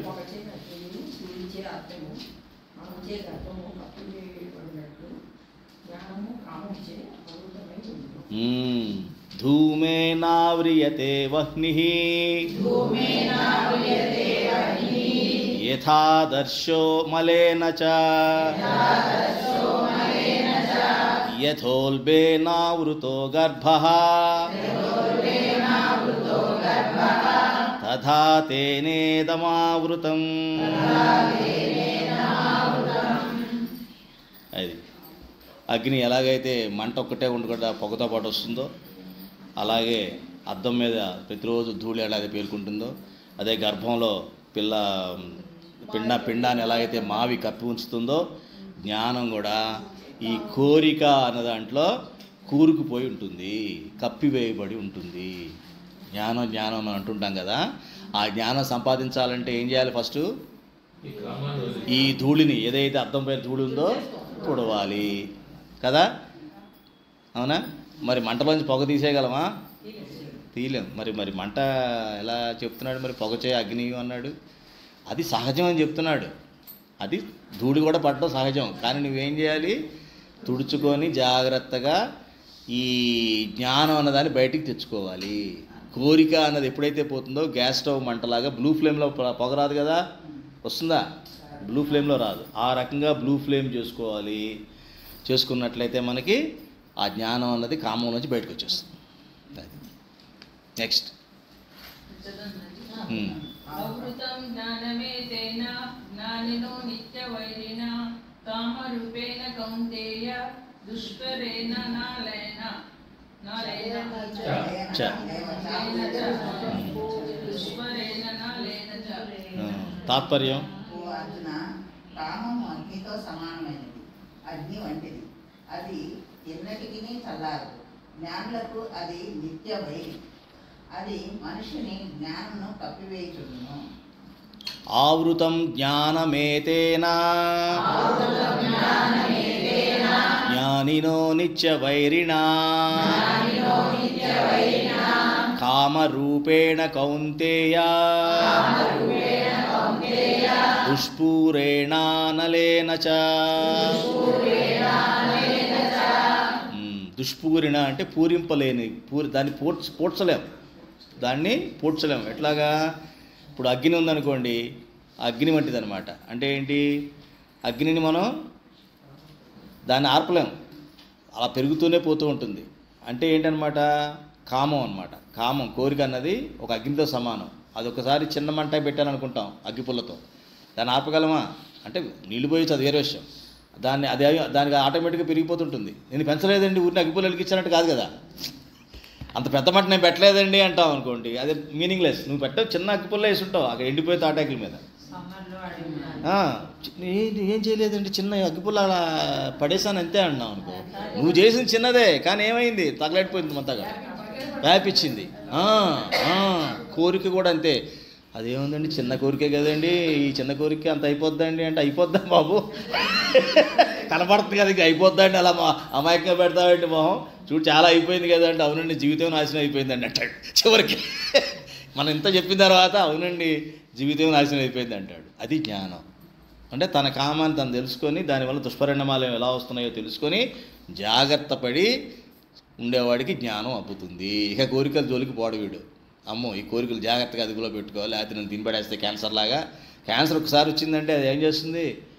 పట్టుకు వెళ్ళిపోతుంది. ఇవాళ కాదు రేపు పట్టుకెళ్ళిపోతుంది. అది ఉంచదు కదా, అది గ్యారంటీ. అలాగే ఈ కామం అన్నది ఎంటర్ అయిందంటే అది ఈ జ్ఞానానికి క్యాన్సర్ అనమాట. ఒక రకంగా మీకు అర్థమయ్యేలా చెప్పాలంటే, జ్ఞానానికి, ఆరోగ్యమైనటువంటి మనిషి ఉన్న జ్ఞానం అనే మనిషికి ఇది క్యాన్సరు. అంటే అది పట్టుకుపోతుంది, జ్ఞానం ఉండదు ఇక.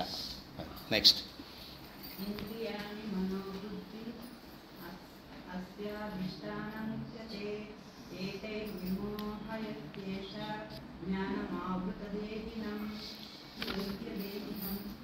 తాత్పర్యం. ఇంద్రియములు, మనస్సు, బుద్ధి ఈ కామమునకు నివాస స్థానములు. ఇది మనోబుద్ధీంద్రియముల ద్వారా జ్ఞానమును కప్పివేసి జీవాత్మను మోహితులుగా చేయును. ఇంద్రియాణి మనోబుద్ధి అస్యాధిష్టానం ఉచ్యతే ఏతైర్విమోహ యచ్చేష జ్ఞానమావృత్య దేహినం. మరి ఈ కామం ఎక్కడ ఉంటుంది? దాన్ని ఎలా నిర్మూలించాలి? నాకు తెలియాలి కదా. అది ఎక్కడన్నా తెలిస్తే కదా. ఎలుక ఏ కారణంలో ఉందంటే దాన్ని తీసుకెళ్ళి మనం అక్కడ నాశనం చేస్తే అది పోతుంది. ఇది ఎక్కడ ఉంటుంది, ఎక్కడ నివాసం ఉంటుందంటే ఇంద్రియాలు, మనస్సు, బుద్ధి. ఈ మూడు దానికి స్థావరాలు. ఇంద్రియాలేమో పట్టుకొస్తాయి, ఏది అడ్వర్టైజ్మెంట్లన్నీ తీసుకొచ్చేస్తుంది మైండ్లోకి. ఇవాళ ఎన్ని అడ్వర్టైజ్మెంట్ చూశాను, ఈ షాపులో ఇది, ఈ షాపులో ఇది, అది అని అది తీసుకొచ్చేస్తుంది. మనస్సు ఏం చేస్తుంది? ఆలోచన మొదలు పెడుతుంది.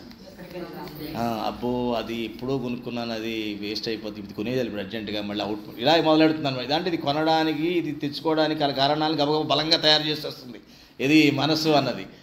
దేని మీద బేస్ చేసుకొని? బుద్ధిని బేస్ చేసుకొని. బుద్ధి ఏం చేస్తుంది? ఆల్రెడీ చిత్తంలో చూసింది వెనకాల.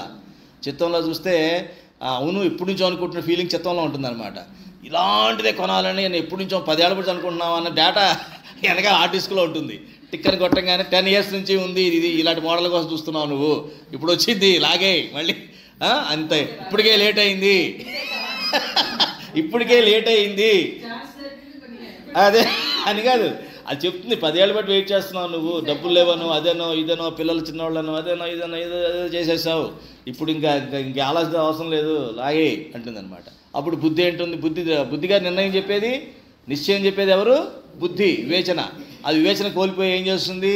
అవును నువ్వు చెప్పింది కరెక్టే మనసా అని చెప్పేసి నువ్వు ఇంద్రియాలకు చెప్పేసే ఇమ్మీడియట్గా యాక్ట్ చేయమని అంటుంది అనమాట. అది అంటే ఎక్కడుందన్నమాట కామం? ఈ మూడిట్లో ఉంది.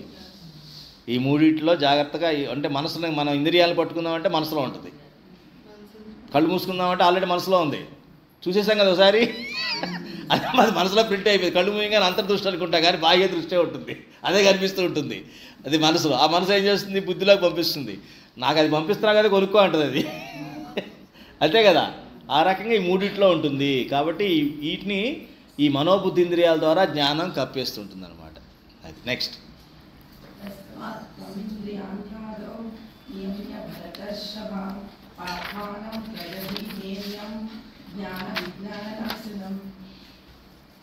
తాత్పర్యం కావున ఓ అర్జున మొదట ఇంద్రియములను వశపరచుకునము, పిదప జ్ఞాన విజ్ఞానములను నశింపచేయనట్టు మహాపాపి అయిన ఈ కామమును అవశ్యంగా సర్వశక్తుల నుండి రూపుమాపుము. తస్మాత్ త్వమింద్రియాణ్యాదౌ నియమ్య భరతర్షభా పాప్మానం ప్రజహిహేనం జ్ఞాన విజ్ఞాననాశనం. కాబట్టి మనం ఎక్కడ పట్టుకోవాలి? ముందు కామాన్ని అంతం చేయాలంటే ఇంద్రియాలని వశపరుచుకో ముందు. ఆ తర్వాత జ్ఞాన విజ్ఞానం నశింపజేయనట్టి మహాపాపి అయిన ఈ కామమును అవశ్యంగా సర్వశక్తుల నుండి రూపుమాపుము.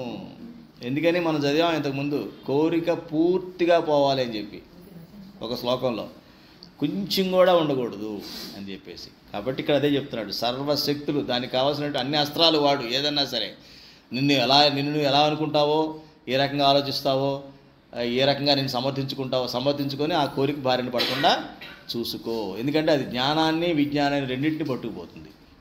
జ్ఞానం అంటేనేమో నాలెడ్జ్, విజ్ఞానం అంటే ఎక్స్పీరియన్షియల్ నాలెడ్జ్, అంటే అనుభవించిన నాలెడ్జ్. ఆ జ్ఞానాన్ని మనం అనుభవంలో తెచ్చుకుంటాం కదా, అది దాని విజ్ఞానం అంటారనమాట. సో ఆ విజ్ఞానాన్ని పట్టుకుపోతుంది అంటే మంచి అనుభవాలని తీసుకుపోతుంది, మంచి జ్ఞానాన్ని పట్టుకుపోతుంది అని చెప్తున్నాడు. నెక్స్ట్.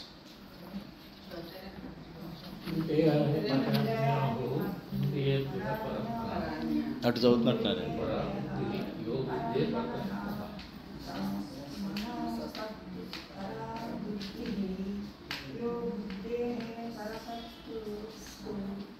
సహా తాత్పర్యం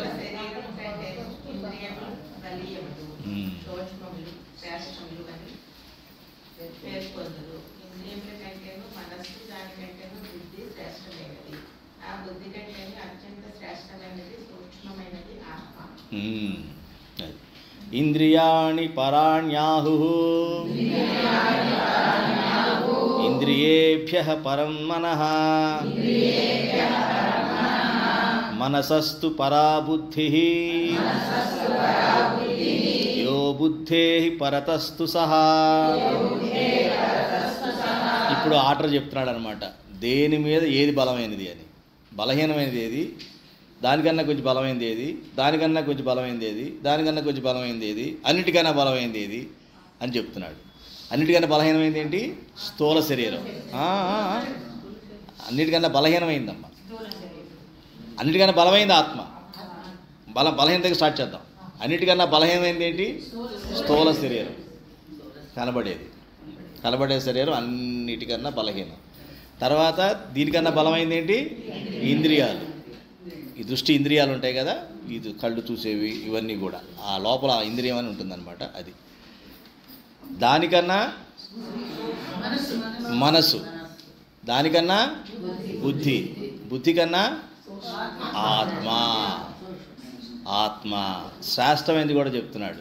శ్రేష్టం అంటే ఏంటి? అన్నిటికన్నా శ్రేష్టమైంది ఆత్మ, దానికన్నా కొంచెం తక్కువ ఇది. అంటే ఈ ఆర్డర్లో మనం వెళ్ళాలి. అంటే ఏంటనమాట, ఉదాహరణకి పంచభూతాలు తీసుకుందాం. భూమి, ఆ నీరు, వాయువు, తేజస్సు, ఆకాశం తీసుకుంటే ఎక్కువగా ఉన్నది ఏది? ఆకాశం. చాలా సూక్ష్మం కదా అది, అంటే కనబడి పెద్ద కనిపిస్తుంది కానీ చాలా తేలికైంది కదా వాయువు. ఇప్పుడు బరువైంది ఏంటి అన్నింటిలో? భూమి. అందుకనే నీళ్ళలో మునుగుతుంది అది, బరువైంది కాబట్టి. దాని తర్వాత నీళ్లు తర్వాత వాయువు, తేజస్సు, తర్వాత ఆకాశం. మరి అంత తేలికైన దాంట్లో ఇంత బరువైంది ఎలా ఉంది? అదే భగవంతుడి సృష్టి అర్థం చేసుకోవడం అంటే. చాలా బరువైందని చెప్పేటటువంటి భూమి మరి చాలా తేలికైంది అన్నటువంటి ఆకాశంలో ఎలా ఉంది? అలాగే ఆత్మ చాలా తేలికైంది, చాలా సూక్ష్మం, చాలా చిన్నది, ఆకాశం లాంటిది అనమాట. అది చాలా శ్రేష్టమైంది, చాలా బలమైంది. మన బాడీ వెయిట్, ఈ వెయిట్ తగ్గించుకోవడం చాలా తిప్పలు పడుతుంటాం మనం కదా. ఈ వెయిట్ తగ్గల తిప్పలు పడతాం కానీ అసలు వెయిట్ తగ్గాల్సింది కామ, ఇంద్రియ, క్రోధాలు ఇవి తగ్గితే ఆత్మ అన్న దాన్ని చేరుకున్నట్టయితే లైట్ అయిపోతుంది. యాక్చువల్గా ఈ బరువు అన్నది మనకు తెలియదు, అప్పుడు లైట్గా ఫీల్ అవుతావు అనమాట. ఎందుకు ఫీల్ అవుతావంటే నువ్వు ఆత్మస్వరూపుడుగా ఉంటావు కాబట్టి, ఆత్మ తేలికది కాబట్టి, అన్నిటికన్నా తేలికైనది ఆత్మ కాబట్టి. శరీరం భూమి అమ్మ, ఎగ్జాక్ట్లీ. శరీరం భూమి అన్నిటికన్నా వరస్ట్ ఇదే బరువైంది ఇదే. అందుకని అనమాట. అవునమ్మా, అవును. బాగుంది కదా మీకు ఇది. కాబట్టి మీరు జాగ్రత్తగా ఆ స్థాయి చేరాలంటే, అంటే బాడీ వెయిట్ మేనేజ్ చేయాలంటే ముందు ఈ స్థూల శరీరాన్ని, ఇది చాలా బలహీనం అని గమనించి దీన్ని ఎవరో కంట్రోల్ చేస్తున్నారని తెలుసుకొని దాన్ని కంట్రోల్ చేయాలి. దీన్ని కంట్రోల్ చేసేది ఏంటి? ఇంద్రియాలు. సో ఇంద్రియాలను కంట్రోల్ చేయాలి. అమ్మో ఇది కాదు, దీనిపైన ఏదో కంట్రోల్ చేస్తుంది దీన్ని అని, నేను కాదు దోషిని, నన్ను ఎవరో కంట్రోల్ చేయించారంటుంది అది. దాన్ని పట్టుకుంటే అదెవరు? మనస్సు. మనసును పట్టుకుందాం చూస్తే అది నేను కాదు నన్ను వెనకాల చెప్తే చేశానంటది బుద్ధి. అప్పుడు బుద్ధి ఏం చేస్తుంది? నేను కాదు ఆత్మ అంటది. ఆత్మ అసలు ఏం చేయదు, కానీ ఏం చేసింది? ఆత్మని అడిగామనుకో ఏమో అంటే నేనే బుద్ధి కదా అంటుంది. అంటే మర్చిపోయింది దాని స్వరూపం. ఇప్పుడు అడిగావు కదా నన్ను, నేను చెప్పా కదా అంటుంది. అది బుద్ధి అమ్మా, నువ్వు ఆత్మవే, నిన్ను అడుగుతున్నాను అంటున్నాం మనం. అదేంటి నేనే కదా బుద్ధిని అంటుంది. అంటే అంత మనం ఆత్మస్వరూపం సంగతి మర్చిపోయాం. ఈ దేహము అప్ టు బుద్ధి, అప్పటి బుద్ధి వరకు ఆత్మ అనుకుంటున్నాం మనం. అందుకనే ప్రాణభయం అందరికీ. ప్రాణభయం ఎందుకంటే ఈ శరీరం పోతుందని. అంతేగాని నిజంగా నువ్వు ఆత్మస్వరూపుడుగా ఉంటే జీవన్ముక్తుడు అవుతావు, జనక మహర్షిలాగా. బతికుండగానే స్వర్గం, అక్కడ ముక్తిలాగా జీవిస్తుంటావు ఇక్కడ. ఎందుకంటే నువ్వు దేనివల్ల ఎఫెక్ట్ కావు. శరీరం వల్ల కానీ, ఇంద్రియాల వల్ల కానీ, మనసు వల్ల కానీ, బుద్ధి వల్ల కానీ నువ్వేమి ఎఫెక్ట్ అవ్వవు. నీ ఆత్మే నిన్ను కంట్రోల్ చేస్తూ ఉంటుంది. ఆత్మ ఏం చేస్తుంది? బుద్ధిని కంట్రోల్లో పెడుతుంది. అది శ్రీకృష్ణుడు తర్వాత శ్లోకంలో చెప్తాడు. తర్వాత గుర్రాలు, పంచేంద్రియాల గుర్రాలు అని చెప్పేసి, ఈ విషయాలన్నీ కూడా రోడ్డు అని చెప్పేసేసి, ఆ పగ్గాలు మనసని, ఆ సారథేమో బుద్ధి అని, యజమానేమో ఆత్మ. ఇప్పుడు రివర్స్ అయిపోతుంది అనమాట. ఆత్మగా యజమాని కూర్చున్నప్పుడు రథం కరెక్ట్గా వెళ్తుంది. బుద్ధి చేతిలో మనసు ఉంటే జాగ్రత్తగా పగ్గాలు, అప్పుడు ఆ ఇంద్రియాలన్నీ కూడా చెప్పినట్టు లాగుతుంటే ఇష్టం వచ్చిన మన జాగ్రత్త కంట్రోల్ చేస్తే అది చక్కగా ఆ రోడ్డు మీద విషయాలు మనకు కావాల్సిన రోడ్డు మీదే వెళ్తాయి. లేకపోతే అటు ఇటు పరిగెడతా ఉంటుంది. అది ఉదాహరణ చెప్తాడు తర్వాత ఎట్లాగా మనం ఉంటుందమ్మా, అది వస్తుంది. తెలిసిందా? కాబట్టి మనం వెయిట్ మేనేజ్మెంట్ చేయాలంటే ఆత్మ మేనేజ్మెంట్ చేయాలి, ఇంద్రియాల మేనేజ్మెంట్ చేసుకోవాలి ఫస్ట్. అది చాపల్యం అనుకోవద్దమ్మా. భగవంతు అదే చెప్తున్నాడు, వేదాల్లోనే ఉంది భుంజియాత్ అని. భుంజియాత్ అంటే ఎంజాయ్ చేయి, నీకు వచ్చింది, నీ అకౌంట్లో ఉన్న డబ్బులు నువ్వు ఎంజాయ్ చేయి, అందులో అనుమానం. అది తప్పు. అదే మన చాలామంది ఏం చేస్తున్నాడు, అదే సన్యాసి, లేకపోతే ఇందులో నీ సన్యాసం చెప్పట్లా, మీరు తినతని రుచికరంగా వండుకోండి, అది కూడా తర్వాత చెప్తాడు శ్రీకృష్ణుడు, కానీ మితంగా తినంటాడు. అది మితాహార యుక్త విహారస్య. ఇష్టం వచ్చినట్టు తిరగకూడదు.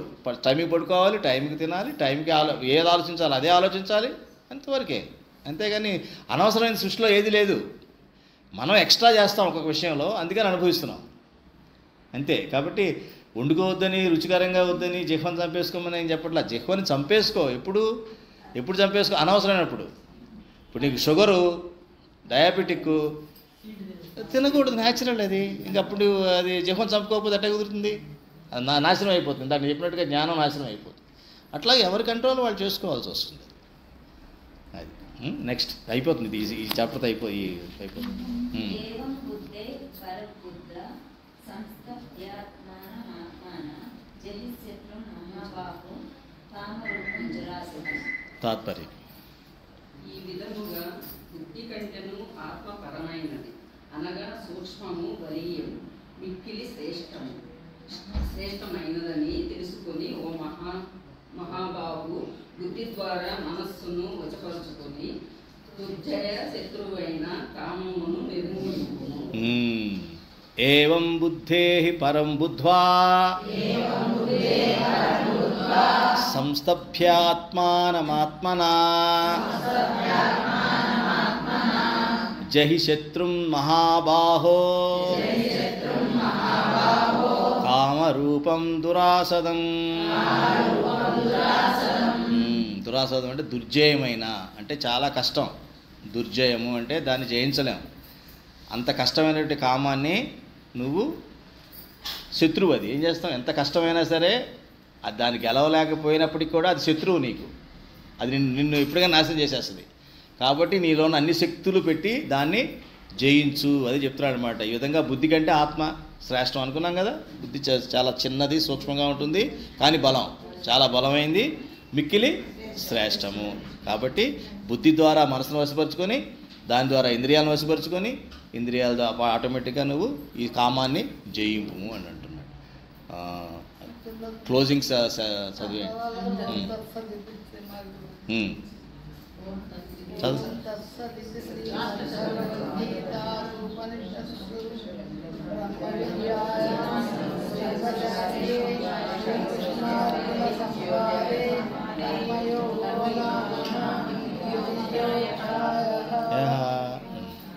ఓకే, జై శ్రీకృష్ణ. అది మన చదివేసిన సాయంత్రం పాఠం.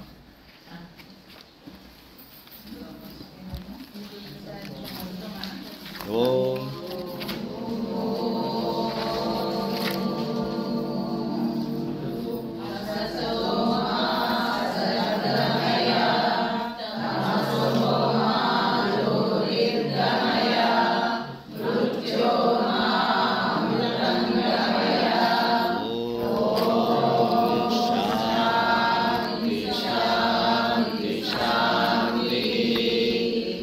क्षमा प्रार्थना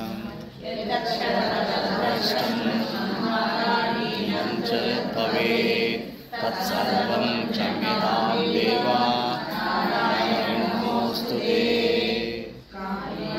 वाचा मनसेन्द्रियैर्वा बुद्ध्यात्मना वा प्रकृते स्वभावात् करोमि यद्यत् सकलं परस्मै नारायणायेति समर्पयामि।